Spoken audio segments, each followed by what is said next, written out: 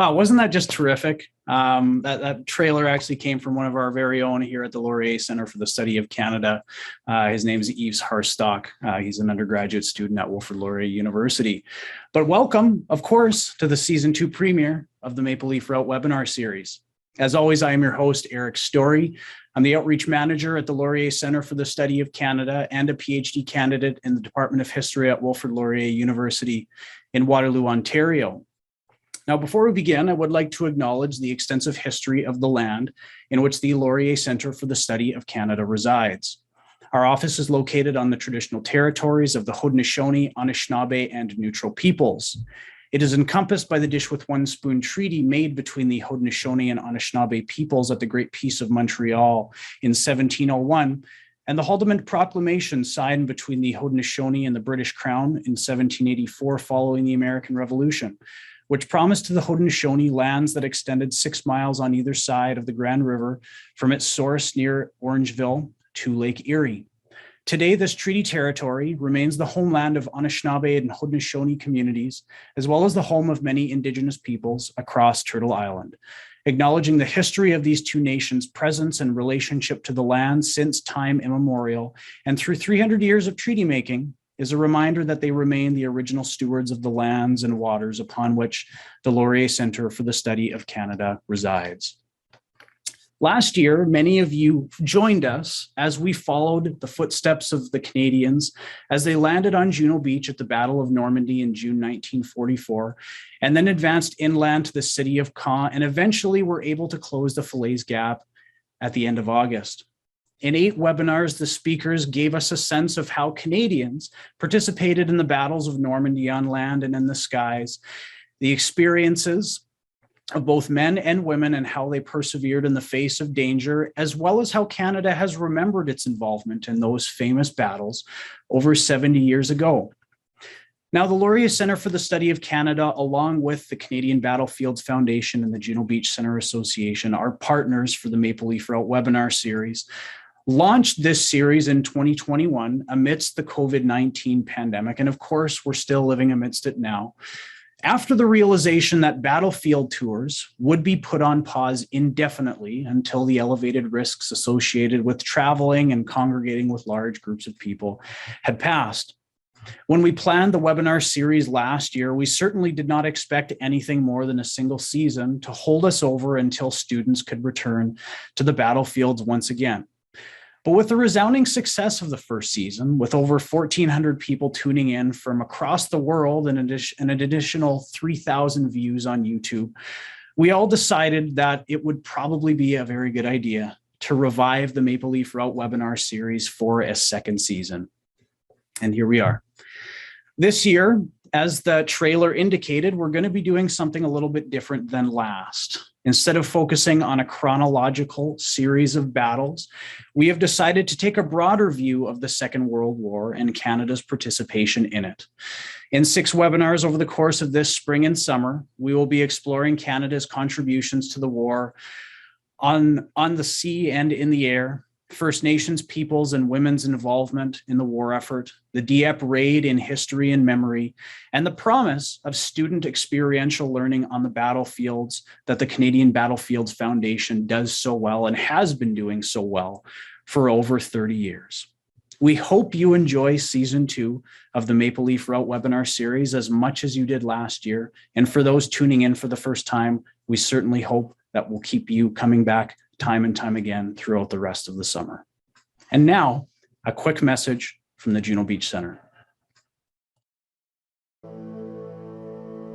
Imagine being an 18-year-old Canadian soldier manning one of these field guns in World War II. Even worse, imagine being on the receiving end. This was a reality for many Canadian soldiers in 1944.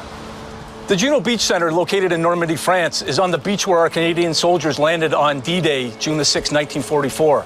It's not only a museum to commemorate the service of all Canadians in World War II, it's also an educational center. And now, more than ever, it's important that we remember our history so we don't need to repeat another D-Day. Here's some background. The Juno Beach Center was founded by Canadian veterans of World War II, who as senior citizens raised over $18 million to build the center. It has over 75,000 visitors a year, many of them Canadian. This is a very important piece of Canadian history. there's one more very important person I'd like you to meet. Jim Parks is a World War II veteran. Jim. I'm Jim Parks. My first major action was on D-Day in June 1944.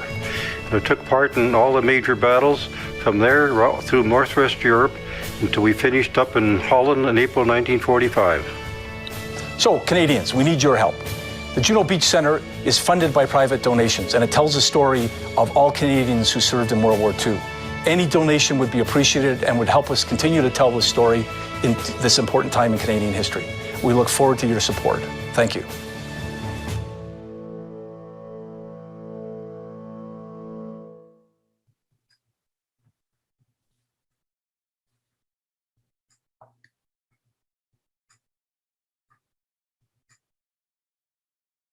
Again, just terrific. I love that final image that the Juno Beach Center included at the end, just that kind of continuity between the past and present. Now, you can also donate to our other partner, the Canadian Battlefields Foundation, by visiting cbf-fccb.ca/donate. I'll make sure to share that in the chat with you once I turn things over to our speakers or to our speaker tonight. Like many cultural and educational institutions around the world, the pandemic has placed an immense amount of pressure on both the Canadian Battlefields Foundation and the Juno Beach Center. I would hope that you would consider donating to both of them so that they can continue perpetuating the important legacy of Canada's involvement in the world wars. Now, I apologize for such a long introduction. I promise I won't do that to you again for those that are going to be coming back to us for future webinars. Let me turn things over to our speaker tonight. That's why you're here. I'm sure many of you heard of his name or know him. It's Jeff Noakes. He's the Second World War historian at the Canadian War Museum. He's the curator responsible for historical content and questions relating to the Second World War and the William James Rouet collection at the Canadian Museum of History. We have available for purchase at 10% off through the Juno Beach Center's online store, a copy of his book, Forged in Fire, Canada and the Second World War. And again, I'll make sure to share that with you in the chat function when I turn things over to him. Just two quick things before I turn things over to Jeff tonight. First, if you're finding that that closed captioning at the bottom of your screen at all distracting, you can turn it off just by clicking the CC button. And as I always tell our audience, if a question comes to you at any point during the talk, don't worry about it being distracting to the speaker, to myself, or to any of your fellow audience. Just enter it right into the Q&A function, again, located at the bottom of your window on Zoom. And when you do so, make sure you let us know where you're coming from, because it's always a ton of fun to know how many, or to know not only how many, but where people are tuning in from across Canada and hopefully elsewhere as well. Without any further delay, your speaker tonight, Jeff Noakes, and his talk on Canada and the Second World War at Sea. I hope you enjoy. Thank you very much, Eric. I will get my presentation going and we will take things from there. Okay, well, thank you very much, Eric. Good evening, everyone, and thanks for joining us this evening. I would like to start by thanking the Laurier Center for the Study of Canada and Eric again for the invitation to participate in the Maple Leaf Route webinar series. I'd also like to thank the Canadian Battlefields Foundation and the Juno Beach Center Association for helping to make this series possible. I'll start with a few notes. The views and interpretations in this presentation don't necessarily reflect those of the Canadian War Museum or the Canadian Museum of History. And while the presentation is going to be in English, I'm more than happy to answer questions and discuss matters in either French or English. I'm joining you virtually this evening from Ottawa. And before we proceed, I would like to acknowledge that our museum and the place I'm speaking to you from is located on the traditional unceded territory of the Algonquin Anishinaabe.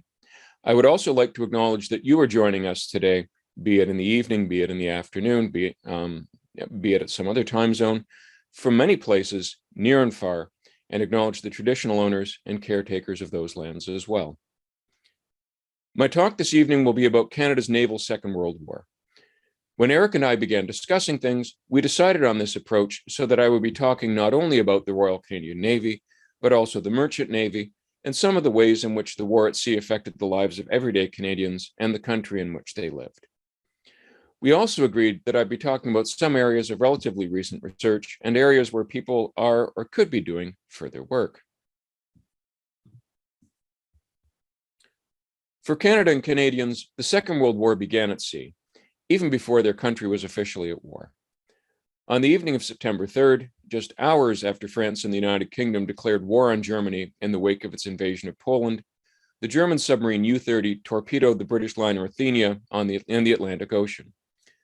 The ship was carrying just over 1,100 passengers and some 300 crew. Among them were Americans and many Canadians. Accounts vary, but the number of Canadians is usually given as around 470 or so. Fortunately, the liner did not immediately sink. The seas were relatively calm and the weather was good, while other civilian ships were nearby to render assistance. Royal Navy warships also responded for the rescue. Despite favorable conditions, however, 112 passengers and crew ultimately perished, some in the explosion, others in accidents involving lifeboats, and still others of the injuries they suffered. In total, some 54 Canadians died. Among the dead were Hannah Baird, who we see here. The 66-year-old Scottish-born grandmother had accompanied a family overseas earlier in the summer and was returning to Montreal as a stewardess aboard Athenia. She would be the first, but would be far from the last Canadian member of the Merchant Navy to perish in the war, and was also one of several Canadian women merchant mariners who lost their lives in the conflict. The event gripped Canada, which was on the brink of war, and news poured in about Canadians aboard Athenia. Many newspapers, such as those in Hamilton, carried stories about local residents who had taken passage aboard the ship and whose fates remained unclear. Among them was 10-year-old Margaret Hayworth, who'd been wounded by the torpedo's explosion. She'd succumbed to her injuries aboard the American city of Flint on the passage to Halifax, and her funeral in Hamilton gained nationwide attention. By that time, the country was at war, and her death was held up as evidence of German malice. Now, while the sinking of Athenia was not a deliberate act by Germany, which in fact attempted to cover up its Navy's responsibility, the sinking was taken as a deliberate attack on a passenger ship, and it recalled Germany's unrestricted submarine campaigns of the First World War. Pre-war plans had been developed for convoys, including the control and routing of merchant shipping, and these were already being implemented. And Canada would be an integral part of these essential but often unheralded aspects of the naval war. Indeed, as these first events were unfolding, Canada was already moving to a war footing. Coastal defenses were being activated.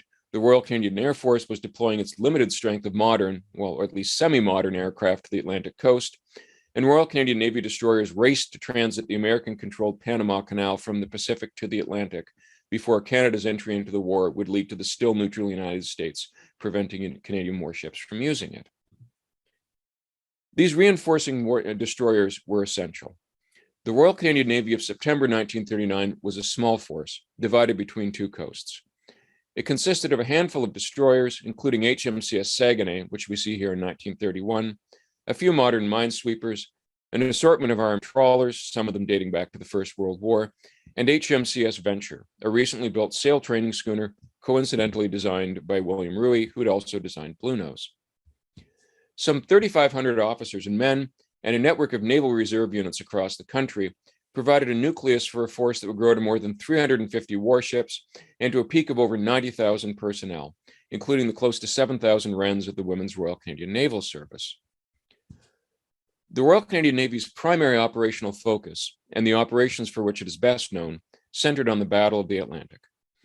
Fought across a vast and often dangerous ocean, the Battle of the Atlantic pitted the Royal Canadian Navy, the Royal Canadian Air Force, and other Allied forces against German U-boats, surface ships, aircraft, and other Axis forces. Allied convoys sought to transport vital food, supplies, weapons, and personnel across the Atlantic, while the Axis sought to destroy merchant vessels and their escorting warships. As Mark Milner has noted, the bedrock of Allied strategy in the Atlantic War was the successful movement of people, ships, and material. As Western approaches convoy instructions, one of the famous sets of tactical instructions for the Second World War would state, the important thing was the safe and timely arrival of convoys, with the emphasis both on safe and on timely. Without success here, Britain would be unable to stay in the war, and the Allies would be unable to successfully continue the war against Germany. While the focus in looking at these events has often been on the spectacular and the tragic, be it the sinking of U-boats or the loss of Allied merchant ships and warships, the everyday reality of the Battle of the Atlantic was less dramatic, but no less vital, and also encompassed the dangers of weather, of accident, of collision, and other risks, including mechanical failure. It's worth remembering that many of the merchant ships that took part in convoys were long past, in some cases, the point where they should have been taken out of service because wartime emergencies, wartime urgencies required that they remain operational. It was the longest campaign of the Second World War, and Canadians and Canadian ships were involved from its start, as we have seen with Athenia, and also to its very end. The last merchant ship to be sunk during the war with Germany was the Canadian-built and Canadian-registered Avondale Park, torpedoed off the Scottish coast on 7th May of 1945. As these two losses suggest, the merchant navy was equally a part of this epic struggle. Some 400 merchant ships were built in Canada during the Second World War, and Canadians also served in a range of allied merchant ships from many countries, including those from German-occupied nations such as Norway, whose merchant navies carried on the struggle, even though their mariners were not able to go home at all during the 6 years of the war. These merchant ships and their crews, such as the tanker that we see here, were a vital part of the Allied war effort. Transporting personnel, munitions, weapons, and food across the world's oceans, they faced enemy attack and the ever-present dangers of weather and accidents. Enemy action sank some 70 Canadian and Newfoundland merchant vessels. Over 1,600 Canadians and Newfoundlanders, including 8 women, were killed. But the Atlantic was not the only focus of the Royal Canadian Navy or of the Canadian Merchant Navy during the war. And this evening, I'll also provide a brief overview of the other elements of Canada's naval war, including in European waters, the Pacific, and other locations around the world, as well as some of the implications of the war at sea on the Canadian home front. But first, to return to the Atlantic and to the convoys of merchant ships that formed the center of the struggle. Convoys were given letter designations that describe their route, and sometimes their speed as well, followed by a number, such as HX1. The merchant ships in the convoys were grouped by their speed. For the HX convoys, headed from Halifax to the United Kingdom, the average speed of ships early in the war was 9 knots, or a bit under 17 kilometers an hour. Early on, and it's worth noting that classifications changed during the war, fast convoys, and it will soon become apparent that fast is relative here when you consider the distances involved, were for ships capable of sustaining 9 to around 15 knots.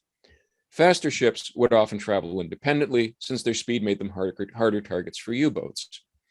There were also slow convoys, as they were called, and these were truly slow, with an average speed of 7.5 to 8 knots, around 14 kilometers an hour, although they could be even slower, especially in the case of adverse weather. Wolf packs of U-boats, coordinated from shore, gave German submarines the capacity to devastate convoys in the first part of the Second World War, especially once enough U-boats were in service to sustain a substantial force at sea. Spread out in patrol lines across the anticipated paths of Allied convoys, sometimes these were known in advance, for instance, when the Germans were able to read Allied codes, the packs allowed individual German submarines to locate Allied convoys, then call in reinforcements for an attack. While the popular image may be of a U-boat commander peering through a periscope, in the early part of the war, many attacks were also made by surfaced U-boats at night, taking advantage of darkness and the relative high speed to close with and attack convoys. Despite the Battle of the Atlantic's spectacular beginning with the sinking of the Athenia, much of the first year of the war saw the U-boat threat relatively constrained, both by the limited number of U-boats available and by the necessity of these U-boats having to make lengthy voyages from their German bases to operational areas off the British Isles and the Atlantic. The German conquest of Norway and France in the spring and summer of 1940 dramatically changed this situation. With bases established along the coasts of both countries, U-boats could now reach their operational areas more quickly and remain on station longer. The results were devastating for Allied convoys. But despite this, the U-boat offensive still remained some distance away from Canadian shores. With the United States still officially neutral, although offering increasing support to the United Kingdom, including neutrality patrols as they were called in the Atlantic, Germany wanted to avoid a provocative attack that might bring America into the war. Japan's entry into the war in December of 1941 led to a German declaration of war on the United States, which removed the constraints on U-boat operations in North American coastal waters. This included Canadian and Newfoundland coastal waters, the Gulf of the St. Lawrence and the lower St. Lawrence River being among them. Both became battlegrounds. From 1942, German U-boats sank 23 merchant and naval ships in the St. Lawrence. Canadian war artist Harold Beamont's painting captures how close to shore some of these events and naval operations could be. Beamond, who served during this campaign, chose to depict both merchant ships and escorts, a Fairmile motor launch in the foreground and a minesweeper on the far right. Both were typical of the Canadian escorts deployed during the Battle of the St. Lawrence. The confined waters of the river and Gulf complicated Allied naval operations, and underwater conditions, including mixing waters of various temperatures and salinities, made detecting submerged German submarines very difficult. In 1942, German U-boats sank merchant ships at the vital iron ore mines in Bell Island, Newfoundland, and notably the Newfoundland ferry Caribou, with the loss of some 137 passengers and crew. Operating between Port aux Basques, Newfoundland, and North Sydney, Nova Scotia, Caribou was torpedoed by the German submarine U-69 and sank in 4 minutes. The attack led to popular outrage in Newfoundland and Canada, and this contemporary poster commemorated the ferry and the 31 members of its 46-person crew lost in the sinking. Improvements in anti-submarine defenses ultimately stemmed these losses and drove the U-boats away, where they sought less threatening environments for their operations. The expanded U-boat offensive was even more destructive in Canadian, just let me go back here, was even more destructive in American coastal waters, where U-boat attacks on coastal shipping led to alarming losses in 1942, as American forces sought to reinforce their defenses. As the German submarine offensive expanded into the Caribbean in 1942, the RCN provided escorts for convoys there, including corvettes and Fairmile motor launches. Canadian merchant shipping suffered losses off the American Atlantic coast and in the Caribbean as well. Most notably, the German submarine U-66 sank the Canadian national steamships liner RMS Lady Hawkins in January 1942. And of the more than 320 crew and passengers on board, only some 71 survived to be rescued. Some 250 others perished. Okay, now I have, okay, let me go backwards on the slide. Okay, so the Wolfpack tactics I mentioned earlier, and especially their reliance on frequent communications, ultimately contributed to the U-boat's undoing. As the Allies became increasingly able to read encrypted German messages, they could anticipate the U-boat's movements. Even when they were unable to decrypt messages, shore-based Allied direction-finding stations allowed the location of U-boats to be plotted with some degree of accuracy. These stations included such locations as HMCS Coverdale near Moncton, New Brunswick, where members of the Women's Royal Canadian Naval Service kept a constant watch on radios, ready to establish the bearings of signals and transcribe the messages. That these were then forwarded to facilities such as the now famous Bletchley Park. In addition to such shore stations, Allied ships were also increasingly able to use German signals traffic against the U-boats. Improved direction-finding equipment, called HFDUF for high-frequency direction finding, allowed convoy escorts to detect and localize U-boats sending signals, and also helped hunter-killer groups to track their prey. Ashore, the combination of direction-finding bearings, decrypted signals, and sightings by ships and aircraft allowed the tracking of U-boat locations, although not always precisely, and also enabled the routing of convoys to avoid attacks. Later in the war, it also allowed Allied commanders to dispatch hunter-killer groups of escort ships, including sometimes small aircraft carriers, to actively seek and destroy German U-boats. The plotting room we see here was located in Ottawa, Ontario, and similar facilities were found in other locations among Allied nations.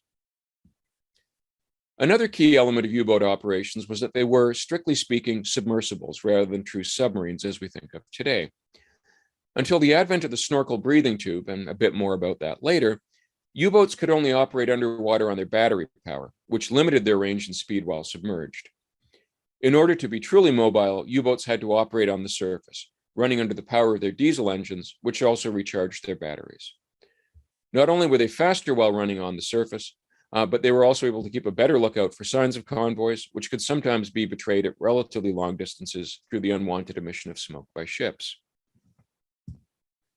Under favorable conditions, these surface U-boats could even outrun some Allied escorts, especially corvettes, but this was not always the case, especially when they ran into more capable warships. On the surface, they were no match for ships such as destroyers, which led to a number of notable surface duels, including the battle that we see here between HMCS Assiniboine and U-210 in August of 1942. In a pursuit that culminated in a running gun battle, Assiniboine, damaged and set on fire by U-210's guns, rammed and ultimately sank the submarine. As the war progressed, improved anti-submarine sensors, weapons, and tactics meant that submerging to escape attacks from Allied escorts was likewise increasingly dangerous for U-boats. At the start of the war, the nature of ASDIC, as the Royal Navy and Royal Canadian Navy called sonar at the time, meant that contact with a submerged U-boat would be lost during the final run-in before an attack, leading to uncertainty in the carrying out of the attack and giving a canny U-boat commander the chance to change course at the last minute and potentially avoid depth charges that were launched off the side of ships or rolled off their sterns. Ahead-throwing weapons were meant to be launched ahead of the escort while the U-boat was still detected by ASDIC, greatly increasing the chances of a kill. The first of these to be introduced was Hedgehog, which was a spigot mortar that launched a pattern of small explosive projectiles ahead of the attacking ship. It was widely fitted to escort ships, and an example can be seen today aboard HMCS Sackville in Halifax, Nova Scotia. A later weapon, called Squid, launched a pattern of 3 or sometimes 6, depending on the installation, larger projectiles ahead of the attacking vessel. It was less widely fitted because it required more space aboard escort ships, where it was installed singly or in pairs, but it was the most effective anti-submarine weapon the Royal Canadian Navy ships carried during the war. And this photograph here shows an explosion of one of the projectiles from a squid at relatively shallow depth while attacking a U-boat in the Irish Sea late in the Second World War. And the camera is blurry in part because someone's taking a sudden action photo, but quite possibly also because of the impact, because of the concussion from the various projectiles going off in the water. Now, at the same time that surface ships improved their sensors and weapons, surface U-boats also came under increasing threat from aircraft. The gradual extension of air cover across the entire North Atlantic, shrinking and ultimately eliminating the infamous mid-ocean black gap, as it was called, where no Allied aircraft operated, not only led to increasing U-boat losses, but also prompted them to increasingly operate submerged during the daytime, which limited their mobility, their ability to recharge their batteries, and their ability to spot convoys. Shore-based aircraft, and especially consolidated liberators modified to very long-range standards, as well as aircraft operating from escort carriers, and even from merchant aircraft carriers, and we see an escort carrier here, and the merchant aircraft carriers I was just speaking about were merchant ships modified to carry a handful of aircraft, also helped provide air cover even in the middle of the Atlantic by 1943. The consistent and reliable arrival of Allied aircraft in the mid-Atlantic, weather permitting, of course, helped spell the end of U-boats' ability to operate on the surface with impunity. While May of 1943 is often described as Black May, it marked the major turning point in the Battle of the Atlantic. While it's often marked as a major turning point because U-boats withdrew from Wolfpack operations in the mid-Atlantic at that stage, the U-boat war was far from over, and the war in Europe still had 2 years to run. An unsuccessful attempt in the fall of 1943 to restart the offensive with improved anti-aircraft armament on U-boats and acoustic homing torpedoes to target escorts led to some notable Allied losses, including the destroyer HMCS St. Croix and all but one of its crew. But German losses made such efforts unsustainable.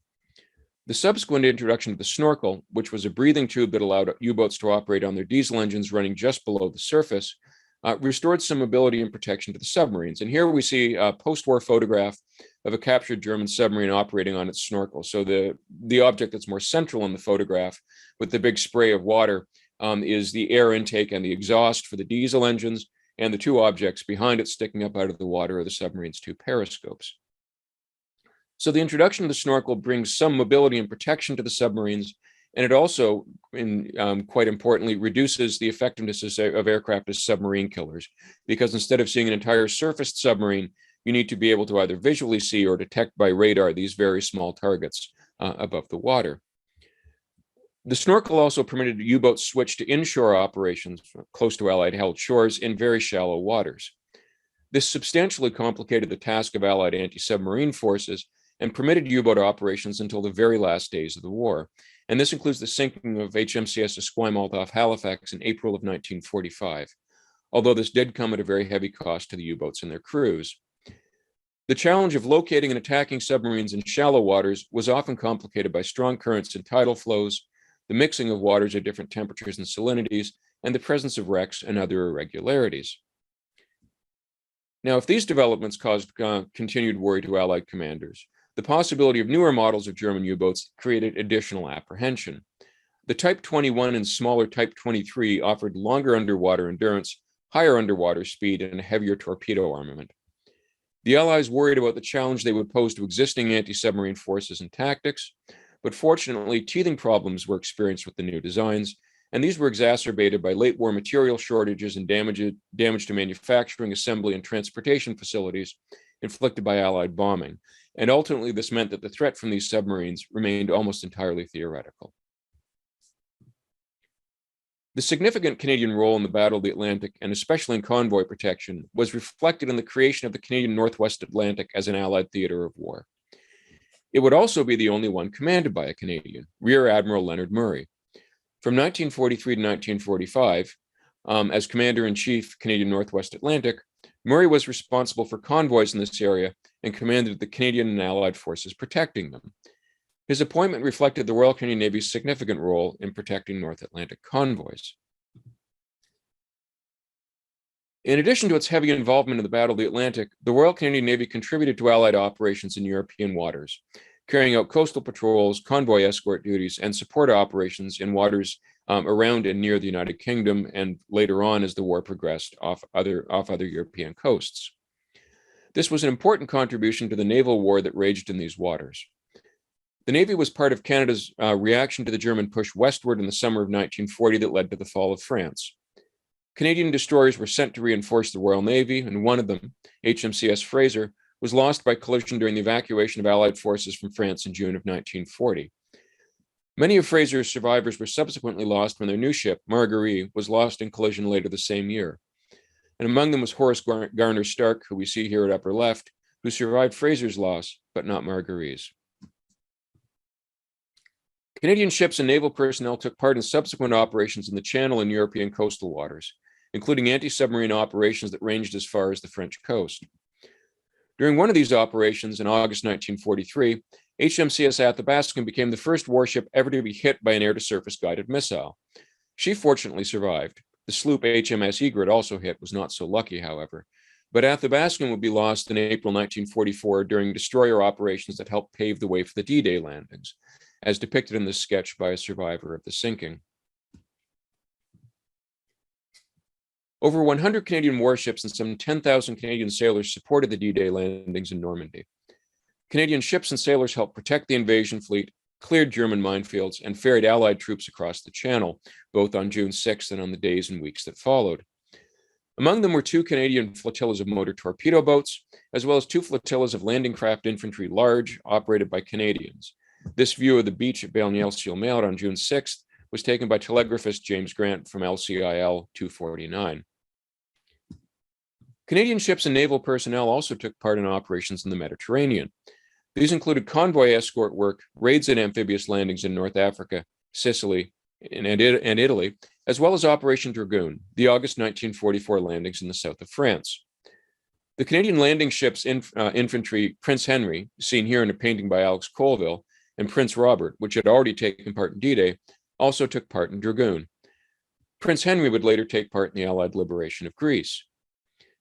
Canadians would also be involved in coastal forces operating the Mediterranean and other European waters, where small Allied coastal craft tied down enemy forces, escorted friendly convoys, disrupted enemy coastal shipping, and helped safeguard important amphibious operations, including the D-Day landings that I've already mentioned.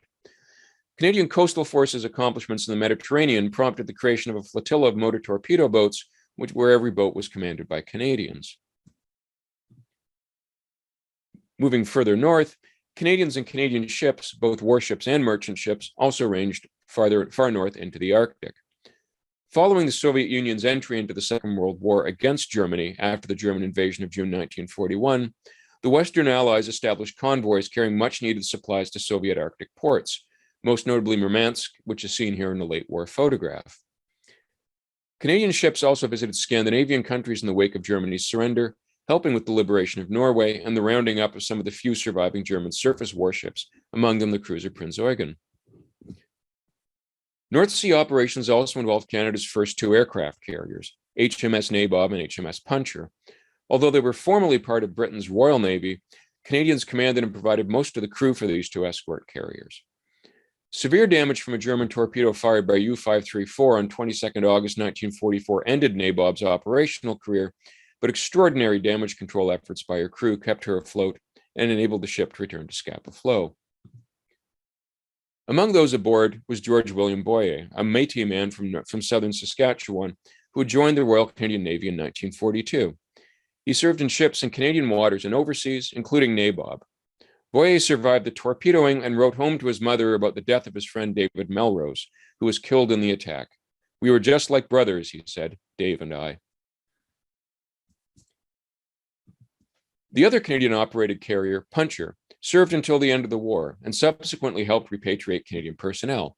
And here we see Puncher arriving in Halifax, carrying homeward bound Canadians. Perhaps not the function for which the ship was originally built, but a welcome one nonetheless. Now, while much of the focus of the Royal Canadian Navy's wartime efforts and much of the focus of my talk so far has been on the Atlantic and European waters, the Royal Canadian Navy was active in operations along the Pacific coast from 1939 to 1945, patrolling British Columbia waters and helping to support the Allied war effort, both to the south and to the north. West Coast shipyards built, repaired, and modified merchant ships and warships, and shore establishments such as HMCS Naden helped train thousands of sailors. In Raleigh Murphy's painting, the Bangor-class minesweeper HMCS Miramichi, in a camouflage pattern distinct to the West Coast, steams past the boom vessels and the opened anti-submarine boom near Esquimal's distinctive Fisgard Lighthouse.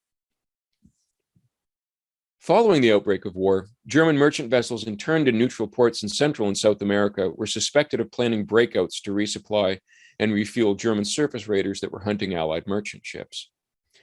HMCS Prince Robert took part in patrols to prevent this from happening, and on the 25th of September 1940, a boarding party from Prince Robert captured the German merchant ship Racer. And in this photograph, German prisoners are being searched again as they are brought ashore in Esquimalt. Japan's entry into the war in December 1941 had immediate effects for the Royal Canadian Navy's Pacific Coast operations. Japan's early victories made British Columbians fear an attack, possibly assisted by local Japanese Canadians, and also inflamed pre-existing prejudices, leading to racially motivated pressure for the removal of Japanese Canadians from the West Coast.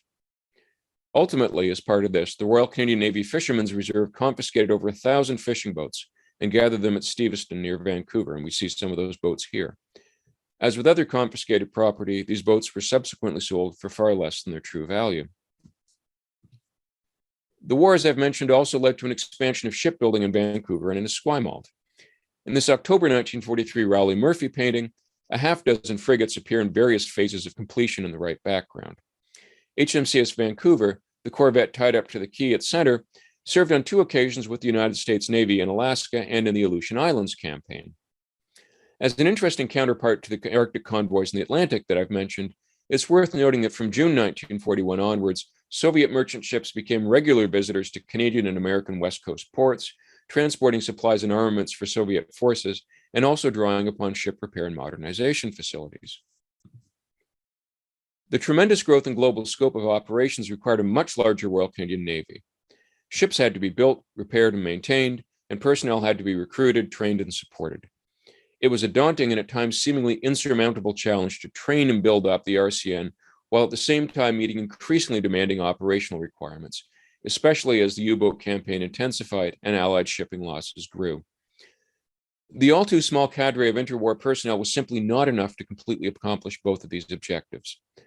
So as a result, in the early years of the war, Canadian ships often put to sea with their complements not trained to the same standards as later in the war. This dilemma was unenviable, but it was also unavoidable. You could either put ships in service without enough working up, or suffer losses due to the absence of escorts while more training was carried out. Wartime pressures led the RCN to adopt the former solution, but the consequences for operational effectiveness, coupled with delays in warship upgrades and assignment to escorting slower and more vulnerable convoys, stretched the RCN to its limits, and it ultimately contributed to merchant ship losses that led to the temporary withdrawal of Canada's mid-ocean escorts in early 1943. The shortage of trained personnel extended quite critically to officers. The First World War and especially the interwar Royal Canadian Navy had been so small that there were all too few well-experienced officers to draw upon. This 1932 photograph, taken at Admiralty House in Halifax, shows the 1913 term of the Royal Naval College of Canada at a reunion dinner, and gives an idea of the relatively limited pool of experienced officers who would be available in 1939. These constraints were especially true for unglamorous but essential staff and administrative duties, such as control of shipping, organization of convoys, and training and other duties. Some of these gaps were filled by the Royal Navy or by retired Royal Navy and Royal Canadian Navy personnel, but these shortages were likewise part of the Royal Canadian Navy's growing pains. The Royal Canadian Navy's wartime expansion saw close to 7,000 women in naval service. Founded in 1942, the Women's Royal Canadian Naval Service, often called the Wrens, performed a wide variety of non-combatant roles ashore, both in Canada and abroad. And it's worth remembering that at this time, Newfoundland qualified as abroad because it was not yet part of Canada. So as they were assigned to non-combat roles, as I'd mentioned, then this was in keeping with contemporary attitudes about women's military service, and they performed a wide range of duties, some of which I've already mentioned in the context of control of shipping and routing of convoys, but other duties included clerical and administrative work, as well as signals duties and a range of other tasks. Among them was Lorna Stanger Cooney, who served as a photographer with the Wrens both in Canada and England during the Second World War, ultimately with the Naval Information Staff in London, England. Among her duties, she took and developed photographs and also produced death notices with photographs of naval personnel who had been killed in action.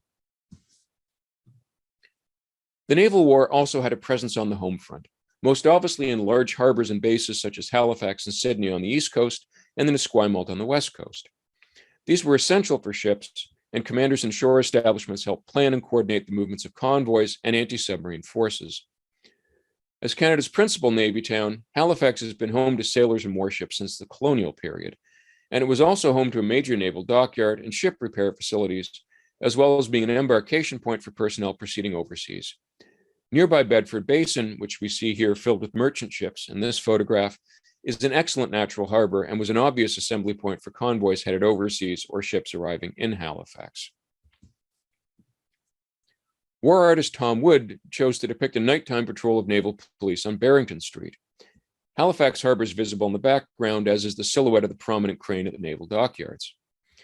Barrington Street runs for several kilometers along the harbor's south side in Halifax and through the downtown core. And anyone who's visited Halifax has no doubt walked along, driven along, or otherwise traveled along Barrington Street. In a city crowded with some 50,000 or more military personnel during the Second World War, it hosted what could politely be described as a thriving and boisterous nightlife. The city as a whole was full to bursting, since it did not really have the capacity to accommodate what was nearly a doubling of its population, especially since war workers flocking to industries in Halifax and Dartmouth added to the demands being placed on housing, transportation, and other everyday services, including the harbor ferries at a time when there were not yet any bridges across the Narrows. It's also worth remembering that partway through the war, one of the newest ferries, the newest ferry in service, catches fire and burns on the harbor, fortunately without loss of life, but with an ongoing effect on the everyday activities of everybody who lived in or passed through Halifax. The Royal Canadian Navy was short on facilities, and some personnel were therefore living on what was called lodgings in compensation. And this is where they received accommodations, they rented accommodations from civilian landlords and had to provide their own food, which normally involved eating in Halifax restaurants and cafes, among other facilities. While many Haligonians volunteered to help out Canadian and Allied service personnel and merchant mariners, there were others who were not necessarily so receptive to the massive and disruptive influx of wartime arrivals. As I've mentioned before, the war at sea drew on Canada's shipbuilding capacity on the Atlantic and Pacific coasts, but this also stretched out into locations further away from the oceans, including inland locations such as Toronto. Charles Goldhammer's 1942 watercolor shows a minesweeper under construction at the Toronto Shipbuilding Company's yards. A significant part of Canada's Second World War shipbuilding occurred in ports along the Great Lakes and along the St. Lawrence, and for some smaller vessels, it even occurred in places like the Muskokas. In Toronto, naval construction and related industries, for instance, employed thousands of wartime workers, and much the same was for places like Montreal. They produced vessels in Toronto that included landing craft for amphibious assaults and more than 50 minesweepers like the one that appears in this painting. While many of these ships were built for the Royal Canadian Navy, others were destined for Britain's Royal Navy or for other Allied forces. Merchant ships and other vessels, including tugs, were also built for the British Ministry of War Transport. Now, despite, and in some cases because of the growth in the shipbuilding industry and its output, problems arose with arming, equipping, and updating warships.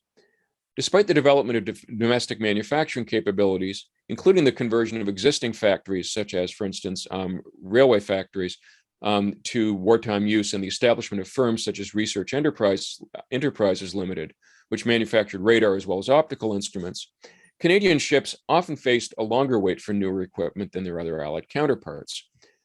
Sometimes this was the result of competing inter-Allied allocation priorities.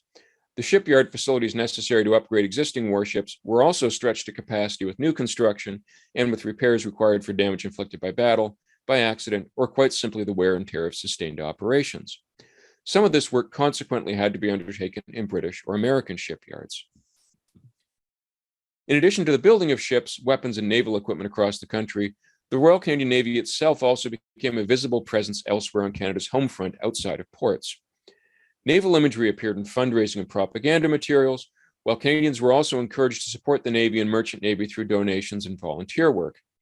This spanned a broad range of materials, from war bonds and war saving stamps posters to encouragements to war workers to stick at their jobs, to the involvement of naval personnel in public ceremonies, both large and small, such as this October 1943 Victory Loan ceremony at Old City Hall in Toronto. Volunteer work included making clothing and providing other comforts for sailors in the Merchant Navy and the Royal Canadian Navy. Some examples are seen here aboard the Corvette HMCS Arrowhead. The sailor on the right, there we go, is wearing a knitted vest, much like the example on the right that we see from the museum's collection. Volunteers knitted these and other items following official patterns, and their delivery to sailors was organized by groups such as the Navy League and the Imperial Order Daughters of the Empire, and they were quite often placed into ditty bags or gift bags that were given and sent to sailors in various ports. The sailor second from left is wearing a fur-lined vest, and we see an example on the left-hand side of the slide, which was made as part of the Seamen's Fur Vests War Project.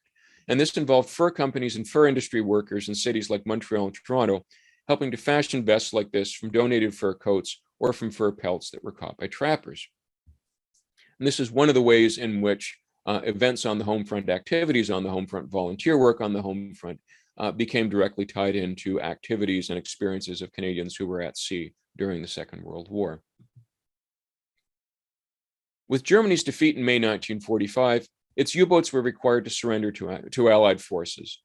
The Royal Canadian Navy was involved in the surrender of U-boats in European waters, including Escort Group 9's escorting of an entire group of surrendering U-boats from the North Sea to Loch Eriboll in Scotland, which we see here in this slide. U-190 and U-889, which surrendered to Canadian forces in the Western Atlantic, were brought to ports in Newfoundland and Nova Scotia. In Halifax, victory celebrations were marred by extensive rioting, driven by various factors, including long-standing tensions between service personnel and some people in the city. This particular photograph was taken outside of what is now the Black Binney House National Historic Site of Canada on Hollis Street. It shows some of the damage and looting that took place. While the Halifax riots were the best known on account of their size, of their destructiveness, and of the subsequent Royal Commission that laid much of the blame on Admiral Murray, who was removed from his command a few days after VE Day, as well as on the Navy, other locations such as Sydney and New Waterford also witnessed VE Day rioting. A few weeks later, on July 18, 1945, a fire on board an ammunition barge led to a series of explosions which lasted until the next day and destroyed the Bedford magazine near Halifax. And we'll be coming back to the story in a little bit, so it's worth keeping in mind. One person was killed, and much of the north end of the city was evacuated as a precaution against a potentially much larger explosion that could have caused heavy life in both Halifax and in Dartmouth. War artist Albert Cloutier, who was in Dartmouth covering RCAF activities, painted this view of from Dartmouth of the first blast. And here he's looking up towards Bedford Basin, away with his back to the ocean. As the war with Germany drew to a close and the Allies' focus shifted increasingly to Japan, the RCM prepared for an increased role in the war in the Pacific and Southeast Asia.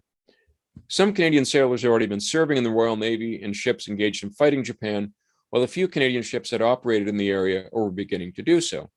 HMCS Prince Robert, which I've mentioned before, had escorted Sea Force to Hong Kong in 1941 and would return to help liberate the British colony in 1945. The cruiser HMCS Uganda served with the British Pacific Fleet near the end of the war, although famously leaving before the end of hostilities due to a combination of factors, while HMCS Ontario was on her way to the Pacific when Japan capitulated. Other Canadian ships were in the midst of updates for tropical service or in transit for the Pacific when the sudden end of hostilities interrupted these plans. Just days before the Japanese capitulation, Lieutenant Robert Hampton, or Hammy Gray, became the only member of the Royal Canadian Navy to be awarded the Victoria Cross.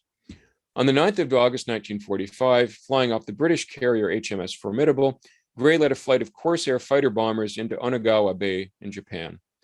With his aircraft riddled by anti-aircraft fire from the shore and with warships in the bay, Gray pressed home an attack on the Japanese ship Amakusa, sinking it, but his badly damaged and burning aircraft crashed moments later, killing him.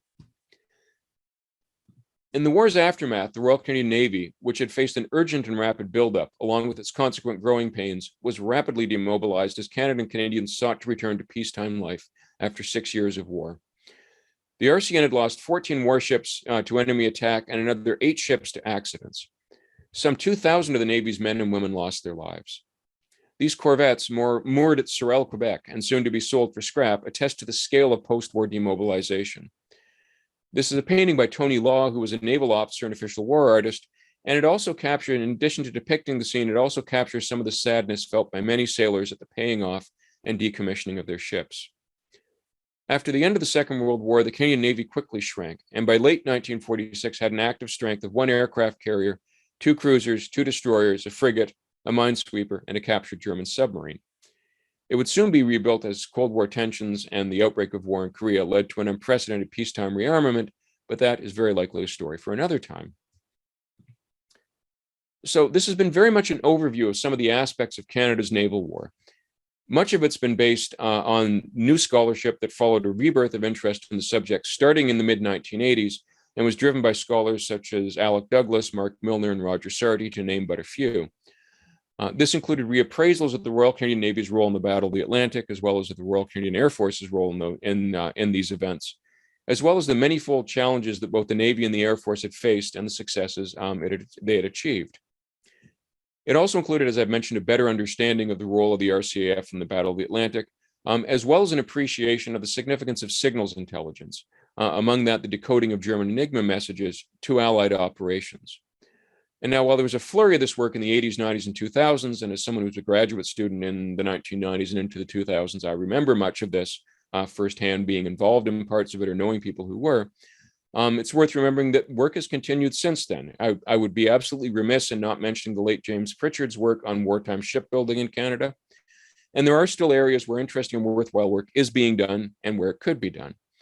Among them, I should mention Alex Suchin's War Junk, which includes discussions of the disposal of wartime surplus. This includes things like ships, but it also includes the question of disposing of surplus ammunition, some of it naval and much of which was dumped at sea. The hurry to disarm warships as part of Navy demobilization at war's end was a major factor driving the Bedford magazine explosion that I've already mentioned, where pressures of time, budgets, and personnel led to grossly unsafe practices. The environmental consequences of this ocean dumping are with us still, as researchers work to gain a better understanding of the dumping operations and their longer-term impacts. There are also possibilities relating to the Canadian civilian experiences of the war at sea. As I'd mentioned in a recent military history conference hosted by the Laurier Center for the Study of Canada, there are war claims files that contain what are likely hundreds of claims by Canadians for material and financial losses suffered and for personal suffering that was inflicted when Canadian and Allied ships were sunk by enemy forces, usually German submarines. There's also been, and I should mention, recent work by Matthew Moore and by Tim Cook on merchant Navy veterans and their decades-long quest for official veteran status and compensation. And I think related to this are bigger questions such as commemoration and remembrance. To use yet another example from the recent conference at Laurier, Wes Cross gave a talk about the Wartime Ajax Club in Halifax, which was an example of a wartime volunteer organization set up to help out sailors, but then it had post-war connections to McGill University and to scholarships there. Further examinations of naval service or of the Navy and Merchant Navy and the creations of identities would also be worthwhile. The wartime Royal Canadian Naval Volunteer Reserve, often called the Wavy Navy, constructed and shaped its own distinct identity, for instance. And there has been work done in this field already, but more is still possible, I would think. And finally, or at least not finally for the purposes of this talk, it's also worth remembering that the war at sea quite literally brought the war and the world to Canadian shores. There's work to be done on how wartime activities affected communities along the coast and inland. This includes things such as shipbuilding and volunteer work, as well as examining how wartime navies and merchant navies brought sailors from around the world to Canada and brought Canadians into contact with the rest of the world.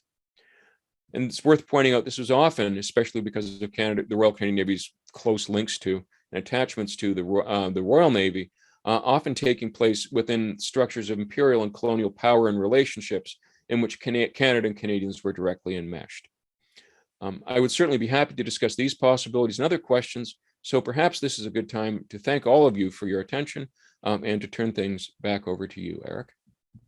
Well, thanks so much, Jeff. That was just a terrific, super interesting talk. I think the thing that I was worried about with this second season, not worried, but things that I was kind of keeping at the back of my mind is that sometimes these overview discussions can sometimes be a bit dry, but I don't think that was the case for you at all. And I think the images that you featured were just striking.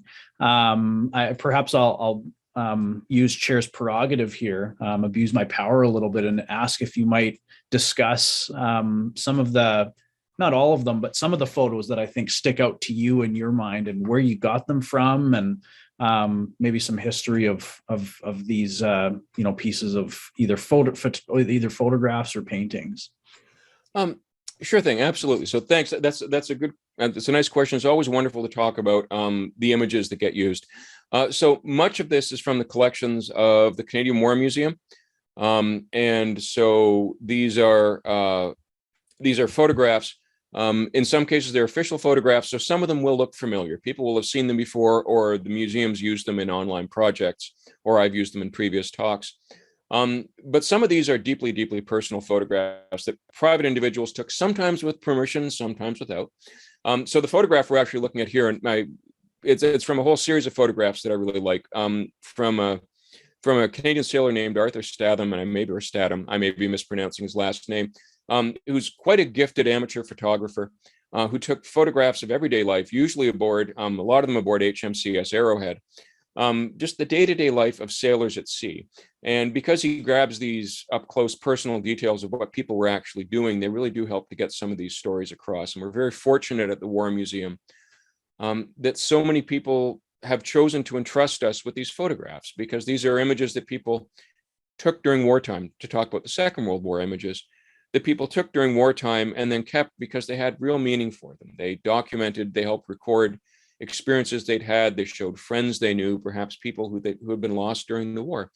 And then they've chosen, or their families have chosen, to entrust them to us. So they're tremendously powerful documents, although we always have to remember that, photographs, while we like to think they show us what people saw, they show us what the photographer photographed.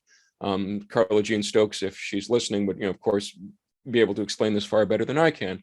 But there are things outside the photographs that don't necessarily show up, or people photograph some things but not others. But we're very fortunate and very privileged to have access to images like this. They truly were phenomenal pieces, and thank you very much for sharing them with them. I was actually, during your presentation, tweeting, and I made sure to copy Carla Jean Stokes on it, saying how much I like the photos, yes. And I'm sure the audience noted that as well. Yes, yes. I mean, I'll just point out in this particular photograph, you'll notice that it's sort of left bottom center. There's actually a camera lying there, so someone else was ready to take photographs as well. So these are not the only photographs. These are just the photographs that we're very fortunate to have at the War Museum. Right. Why don't I start off with some kind of shorter questions, sure, or that require shorter answers, and then we can go into some of the other ones that perhaps will require a little bit more discussion. These kind of early questions, I think, kind of concern casualties more than anything. The first question coming from James Higginson Rollins from Ottawa, from where you are, Jeff. How many merchant mariners were lost during the war compared to the Royal Canadian Navy?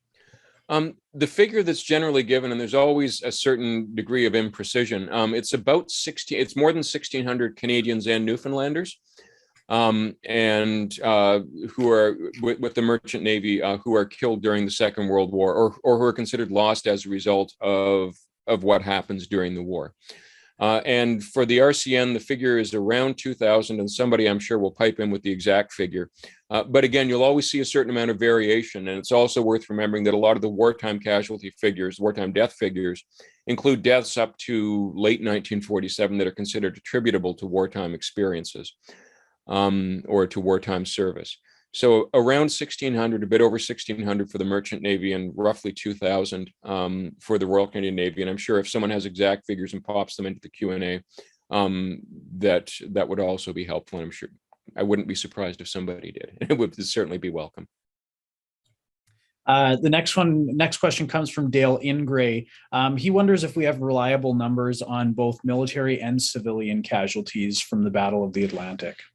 That's always tricky because you will wind up with cases. Obviously, you're never going to have 100% accuracy because records are always imperfect.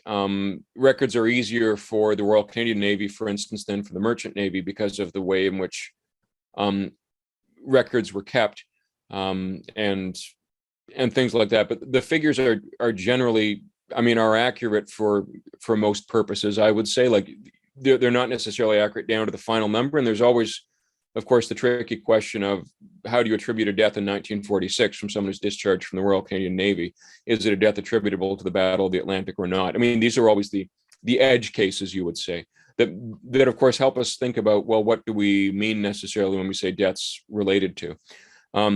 Because there's also the question of, obviously, if someone's in HMCS St. Croix and they're lost when the ship sunk, yes, they're casualty as a result of the Battle of the Atlantic.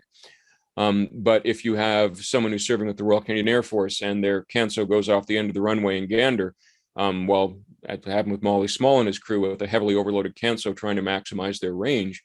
These are also presumably deaths relating to the Battle of the Atlantic. But at a certain point, how separate, and this is one of these big questions that people will discuss, how far away from the sort of center of action is someone before their deaths are no longer considered related to it?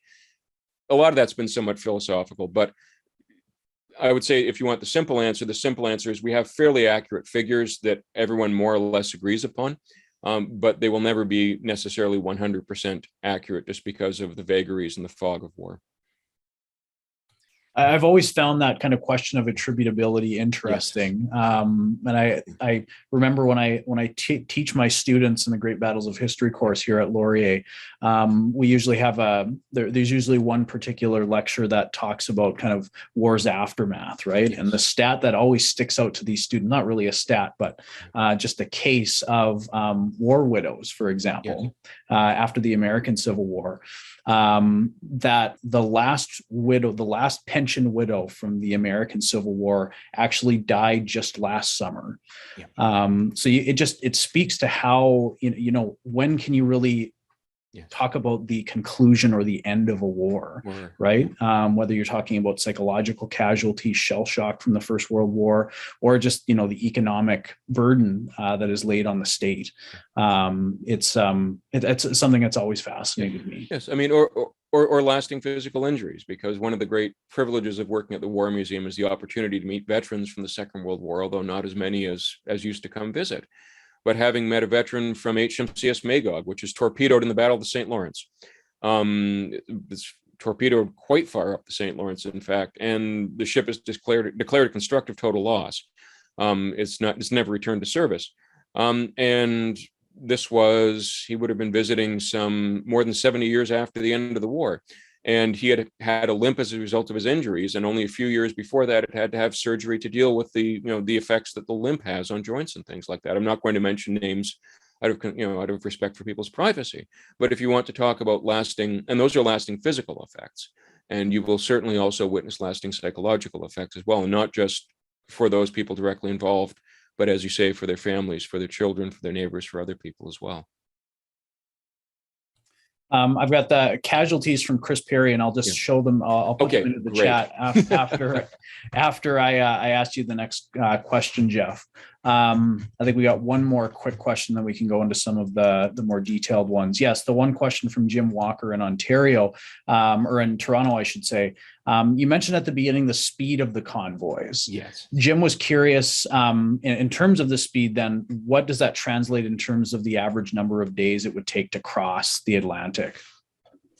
It part of it depends on the route that's taken, because there's always the big issue of how far.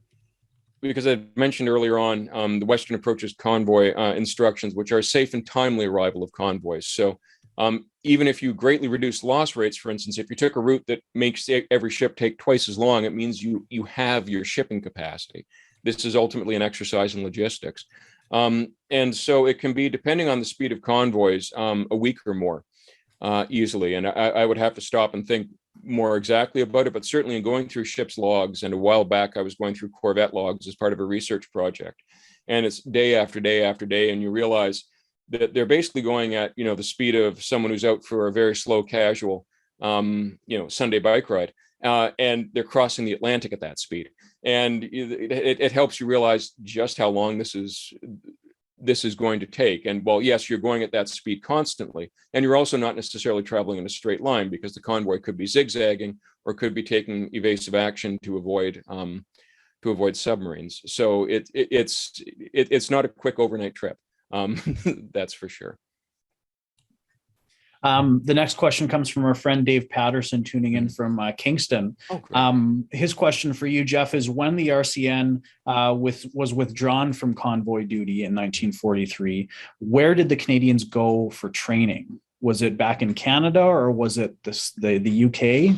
I'm running on memory here because it's been a while since I've looked at the sources. So there's working up and training that happens in Canada, but in the UK and in the US as well. And I am trying to remember, and I will say right at this point, I don't have the definite answer off the top of my head, because it's been a few years, and I'm sure if Mark Milner's tuned in, he will be disappointed that I'm not remembering this instantly. But the amount of working up that has to go into making a ship work effectively and properly is underappreciated. Just how much training has to happen. And to get everything to work together, to get the complement aboard a warship to work together effectively, swiftly, reliably in all sorts of conditions. And it takes time. And it was awfully easy earlier in the war to say we have to get these ships out to sea. And then you realize that you're paying the price for that later on. Just to follow up with that, Dave had a second question, and then perhaps on the flip side, training versus technology. Yeah. How much of this kind of deficiency that you identified in performance could perhaps be attributed to kind of a lack of the latest technological advances? Technology plays a huge role. This is one of these, David Zimmerman, The Great Naval Battle of Ottawa, which is one of the sort of the earliest works that looks at this in a focused way. So among the really big issues are access to modern radar, because without modern radar, basically at night you're using 19th century essentially ways of looking for enemy ships. I mean, which is basically the naked eye or the assisted naked eye, and modern radar. So modern reliable radar that operates on short wavelengths and that can pick up U-boats at reasonable distances is a huge advantage for Allied warships, and Canadian warships don't get it as quickly necessarily as many other Allied warships. Things like better weaponry, I talked about Hedgehog and Squid. It's a bit tricky because a lot of that also has to come partly or entirely from Allied sources, or at least essential components of it does. And then you need the shipyards to install this. And you're forced to make decisions between, do we fix battle damage? Do we fix ships that are worn out? Or do we upgrade them? And so you get Canadian warships being upgraded in Canada or being sent to the United States into American ports for installation of new weapons and new equipment. So the absence of modern equipment is both a significant issue, and it's also appreciated and felt in the sense of the Royal Canadian Navy and its sailors, and it's realized that they don't have as good equipment as the British and the Americans do, for instance. This next question, Jeff, comes from Mike Ainsworth, and he's tuning in from Sault Ste. Marie. Mm-hmm. Hi, Mike. I actually have family up north. Looking forward to visiting the Sioux later on this summer. He was wondering if you could speak a little bit more about the HMCS Uganda, yes, as his father had served on that ship from 45 to 50. Yeah. Yeah, and so this is the famous, as someone once said, the ship that voted itself out of the war. So Uganda is one of two cruisers that's in Canadian service by the end of the Second World War. They're both originally British built. And Uganda is sent out and is with the British Pacific Fleet. So during the Battle of Okinawa, for instance, it's helping to provide anti-aircraft escort and coverage for British carriers, or provide shore bombardment or other features like that.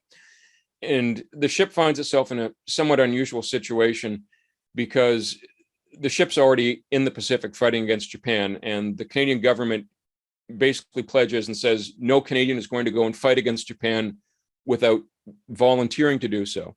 And if you volunteer to do so, you're automatically entitled to leave before you do that. And so part of the issue is, even had everyone aboard Uganda said, yes, we want to continue fighting against Japan, they would have had to been given that leave right there and then. The other thing is that Uganda was really not, at the time in 1945, to put it politely, optimized for tropical service in terms of ventilation, in terms of crew comforts, anything else like that. And so there was, to a certain degree, some people were not particularly happy about being in a large steel oven in the tropics. And there were also, in some cases, and you will get different accounts from different people, some people who were resentful of the fact they were even being asked whether they wanted to fight Japan, because they said, we're already in the war, we're already fighting, why are you asking us for this? So there were a combination of factors that led to the majority of the crew, the majority of the ship's complement, saying that they voting against essentially fighting against Japan. And so just before the end of the war, Uganda has to leave the battle area and head back towards Pearl Harbor. And ironically, to a certain degree, on the way back, there are boiler problems that emerged, so the ship would have had to leave anyway. But it's one of these things that, if most people know anything about the Royal Canadian Navy in the Pacific during the Second World War, they'll mention Uganda and the ship that voted itself out of the war, partly because there's a book by that title, but also because it captures the weird predicament of how Mackenzie King, do nothing by halves that can be done by quarters, to quote F.R. Scott, approached the question of military service in the war against Japan, and a particularly unusual manifestation of it in a naval context. I hope that helps answer the question. There's still a lot more to be written about it, and that has been written about it, of course. And it's absolutely fascinating, because it can be case studies like this that really help bring attention to bigger issues that are at play. Next set of questions for you, Jeff, are kind of about both German U-boats getting into Canada or in the vicinity of Canada, as well as some of kind of Canadian submarines making their way outside of Canada. A number of questions asking about the stories of German U-boats getting into the St. Lawrence Seaway. Did they get that far? Is it myth? The farthest real? Yeah, the farthest that we know that they make it up the St. Lawrence is for the torpedoing of Magog, which is up the St. Lawrence River itself. It's no longer in the Gulf. The St. Lawrence River, you can see across it at that point.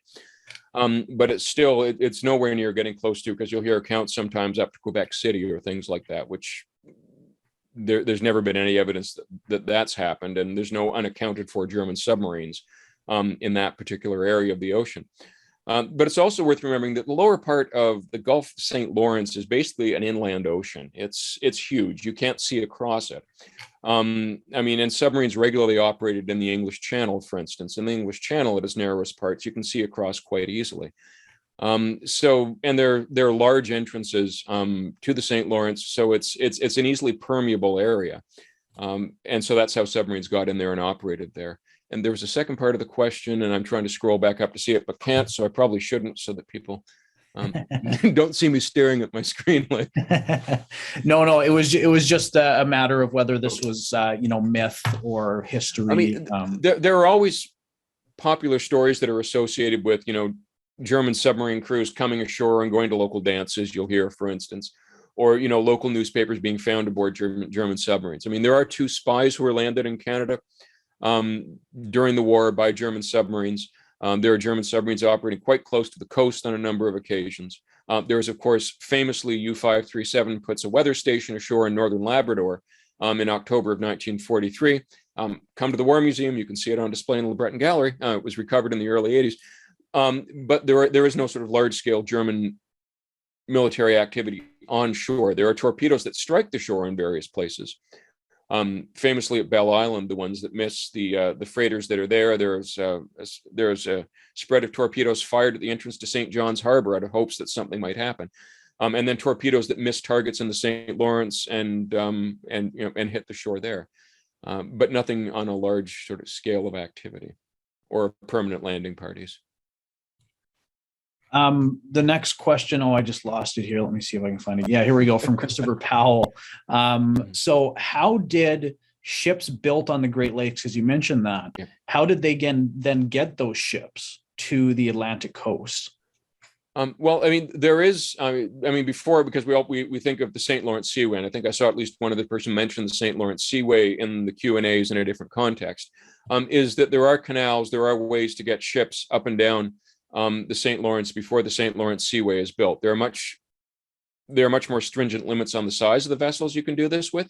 And so we're talking about a lot of the ships that come down, at least the warships, are the size of corvettes or minesweepers. So if anyone's been fortunate enough to be to Halifax and visit HMCS Sackville, so you get corvettes that are built in places like Kingston, like Toronto, like Collingwood, and make the trip down down the St. Lawrence. So it's quite possible. There are also some Laker cargo ships that are of a certain size that are pressed into ocean service, which is a measure of the desperation of the Allies in the first part of the war, that ships like that are brought out into transoceanic or coastal service as well. Jeff, I just want to point a kind of off-topic question here, but I think it's a really interesting one and gets back to the photographs question that I had. It's a good question here from Sarah Hart. I know she's tuned in throughout last summer, so it's nice to have you back here again, Sarah. But she said that you mentioned a female photographer. She couldn't remember the name. Yes. But if she was just wondering if there's any kind of further insights you have about her photography beyond these kind of death notices and how common her role as a photographer would have been. I'm not sure how common her role as a photographer would have been. I have colleagues who've worked with, we have a fairly strong collection. So this is Lorna Stanger, Lorna Cooney, depending on if you used her birth name or her married name. So we have a fairly strong collection of her material. And so she did a lot of photography work overseas with the Naval Information Branch in London, which was part of the naval staff, the Canadian naval staff that was there. And so a lot of it was more along the lines of publicity photographs. So there'll be photographs of sailors on leave and other things, but the collection is at the War Museum. And I think, Sarah, we do have each other's emails where we're in touch with each other. And certainly if you get in touch, I'm happy to put you in touch with colleagues who've done more work on that particular collection. Jeff, another question here, back to kind of ships and other kind of ocean going things being built in Canada. There's a question here from Robert Dinesh. I know a friend of the center's as well. He's wondering if you could speak a little bit more about Canadian submarines during the war. Okay, sure. Yes, and Robert and I went through our masters together at UNB longer ago than either of us will care to publicly admit. So Canada does not itself have submarines that are formally part of the Royal Canadian Navy in the sense of Canadian submarine so-and-so during the Second World War. Canada goes through this lacuna of having submarines during the First World War. There's the famous acquisition of submarines by British Columbia, which then become part of the Royal Canadian Navy, and then the submarines in the post-war period that are gotten rid of by the 1920s, and then not again until late 60s, I believe. But there are Canadians who are serving in British submarines by and large. There are submarines that are in Canada, and some of these, there are submarine depot ships. So HMS Forth, for instance, is based in Halifax for a while as a base for British submarines. But there are also other Allied submarines that are either based out of Canada or that are based in Canada for training purposes. Because one of the greatest challenges in learning to fight submarines is being able to find them. And so if you have what they would call tame submarines, so in some cases, Allied submarines that weren't in a fit state to go into combat, or you just couldn't get the parts for them because they were, say, Dutch submarines, they were used in training roles and based out of Canada. So you will see photographs of submarines in Canada, but they're during the Second World War, including some Soviet submarines passing through, but they're not explicitly Canadian submarines in the sense that we have Canadian submarines today. And I hope that helps. I want to move geographically actually over to the Pacific coast, because Sure. we got a question here from Ian Graves. His father was in the RCAF during the war. Yeah. He wonders if the RCN ever had conflict with the Japanese Navy in the Pacific. Yes, in a couple of ways. And so there are, in the early stages of the war with Japan, there is, and I want to say it's the Fort Camuson, and someone will probably step in and correct me on this if I get it wrong, which is a Canadian merchant ship that's torpedoed by a Japanese submarine off the Oregon coast fairly soon after December 1941, if not in December 1941. And there are Canadian ships that go to the rescue, and there's a famous argument over whether the RCN can claim salvage payments for helping to rescue. And it's its own fascinating side story that I won't get into. And there are reports of encounters between Royal Canadian Navy ships and unidentified submarine contacts, as well as between Royal Canadian aircraft, Royal Canadian Air Force aircraft, and what may or may not be Japanese submarines off the West Coast. And one of the great problems in the Pacific, in the Atlantic, and elsewhere is that when you attack a submarine that's on the surface and it goes under the water, is this because you sank it or because it got away? So that's one of the obvious cases. There are Canadian warships that are sent to the Aleutians that don't necessarily see surface combat against Japanese ships, but that are there as alongside American forces. And then very late in the war, the most obvious example would be HMCS Uganda, which is part of the British Pacific Fleet and which does see combat against Japanese, largely air forces, providing anti-aircraft coverage against Japanese aircraft attacks during the campaigns in and around Okinawa, for instance, but that also carries out shore bombardments as part of the Okinawa campaign. So those would be some of the more obvious examples, but then there are also individual Canadians serving in Royal Navy ships in various capacities who definitely see action directly. And this includes, I had mentioned Hammy Gray. There are a fair number of Canadians serving in the Fleet Air Arm, which is the air branch of the Royal Navy, but they're serving with the Fleet Air Arm and they see combat as well.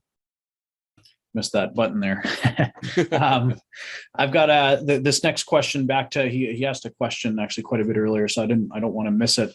From retired Commander Fraser McKee. Oh, yes. He's mentioning how from about 1942, ocean escorts were actually largely commanded and navigated and engineered by reserves, Right. Yes.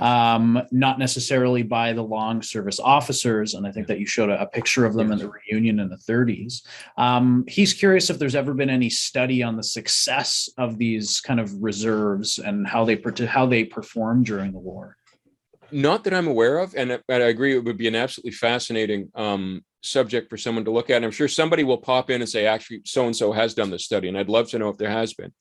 Because a lot of the more senior officers, like the example of the photograph I used there, the point I didn't make in the talk because I didn't want to drag on that particular part of it too long, is that they also got a lot of their training in the Royal Navy. The Royal Canadian Navy wasn't large enough to train officers properly in the interwar period. So you'll often see, if you're looking at the history of any of the individuals in that photograph, so I'll mention Frank Houghton, who's at back left.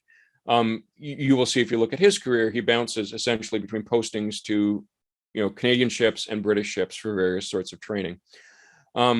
But the training that they got from the Royal Navy also to a large degree emphasized training of being officers at sea and not necessarily staff training, which is something that I did mention, is that there's a desperate shortage of people who can do staff work.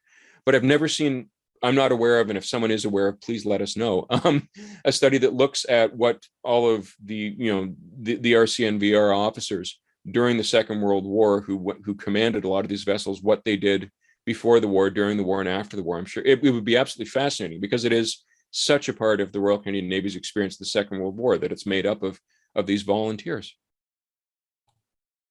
I think we have time for maybe one or two more questions, Jeff. Sure. So I'll ask the first one, and then we'll see how much closer we are to 9 o'clock after that. A question from Scott Haas. He's curious if the Wrens during the Second World War were given a rank. Yes, they're assigned ranks, and the rank structure is different than the Royal Canadian Navy's rank structure. It's very much reflecting this idea that the Wrens are part of the Royal Canadian Navy, but they're also to a certain degree set aside from it. So there is a rank structure. It corresponds to what's in the Royal Canadian Navy, but the names are not necessarily the same. We don't see that level of integration until, again, post-war. Until post-war, and we see much more of an integration of the Canadian military in many ways. So, Jeff, why don't I ask this last question here then, and I'll kind of end things. But before I do, I will encourage people, and Jeff, as long as you're comfortable with this, if folks that asked questions but didn't get a chance to have them answered, Mhm. you can send them to me, and then I can forward them along to Jeff to respond. Is that okay with you, Jeff? Sounds excellent to me. Yes. Okay. Okay. So I'm gonna conclude with I think a really good question from Keegan Gingrich. Actually, he's from Waterloo, and he just got hired on with the Juno Beach Center to work this summer. One of the summer students, and perhaps I'm gonna tweak it a little bit, Keegan, and I apologize, but I'm just gonna just change it just a little bit. So his question is, what is the most fascinating fact that you have learned about Canada's role in the Battle of the Atlantic? But here's my tweak. Yes. Perhaps what is something that could be something that is of interest to you that hasn't yet been investigated, Okay. and hasn't been interrogated, but could be in the future? Okay. I'll mention an example, and it's something that I actually cut from the talk to try to keep it to a reasonable length so that there was time for these sorts of Q&As. And so I stumbled across, and there's a bit of a backstory to this, and I will not go into too much of a backstory.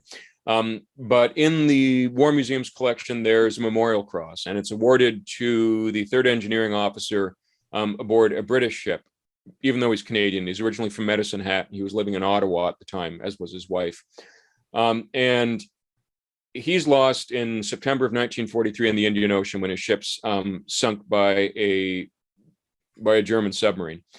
And what got my attention about this story, and what leads ultimately to what I'm about to tell you about, is this sort of interconnectedness with ideas of Canada being part of the British Empire and colonial structures and everything else, is that there are two survivors from that sinking who set some sort of record for the longest survival adrift. And one of them mentions the only reason, and they're both Indian sailors, and as in from what was at the time called India, as in British India, as in the Raj. And one of them mentioned that the only reason he survived is because he was on deck getting a cup of tea for the third engineering officer at the time they were torpedoed.